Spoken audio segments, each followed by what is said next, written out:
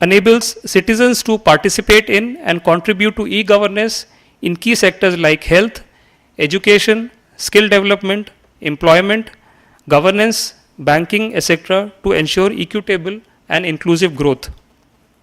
I spoke about National Optical Fiber Network.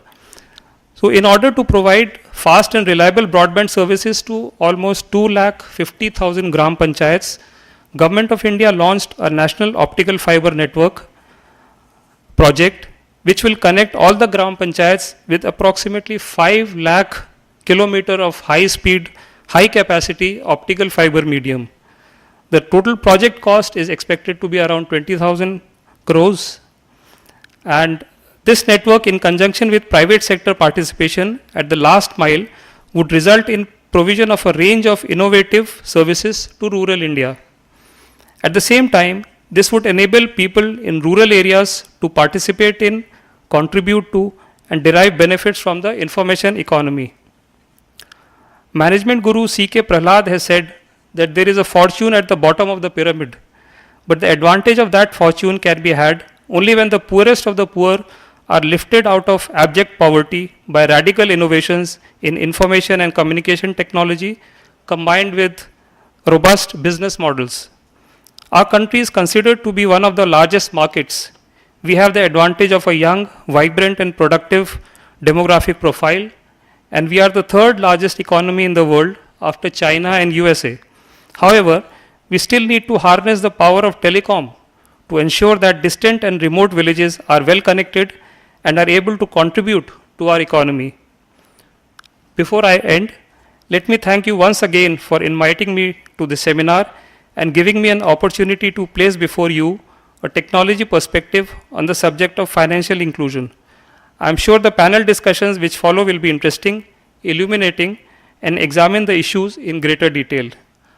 Before I end again, I would like to extend an invitation to all the students and the faculty members here on behalf of DOT. If you have any concerns, any ideas, or if you want to have any knowledge sharing about the government working, about how DOT works, what are the policies it would like to implement, you are welcome, and I would be more than happy to share that information with you.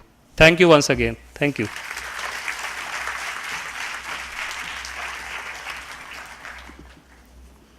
Thank you, sir. It was quite inspiring.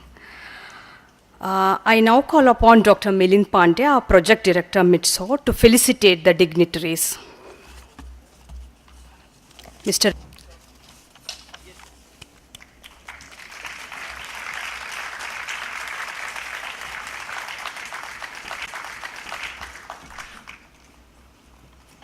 Mr. Vineet Mathur, Deputy Director General, Department of Telecom.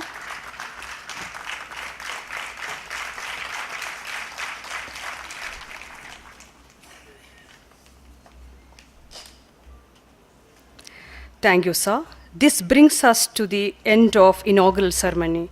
We take this opportunity to thank the dignitaries on the dais for their support and for spending their precious time with us. Thank you, sir.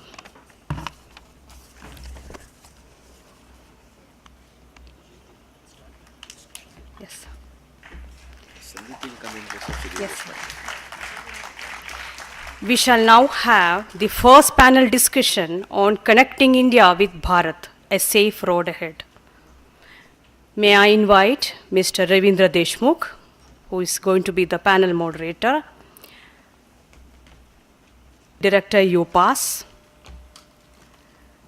Mr. Kanchan Kulkarni, Regional Head of ICICI Bank Pune, to the dais.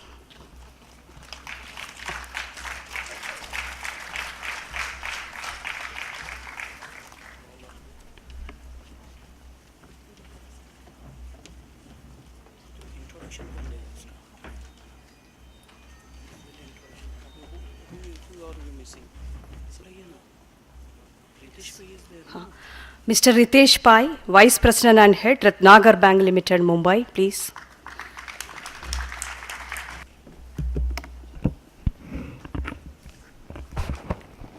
So I will take this opportunity to introduce panel 1 members.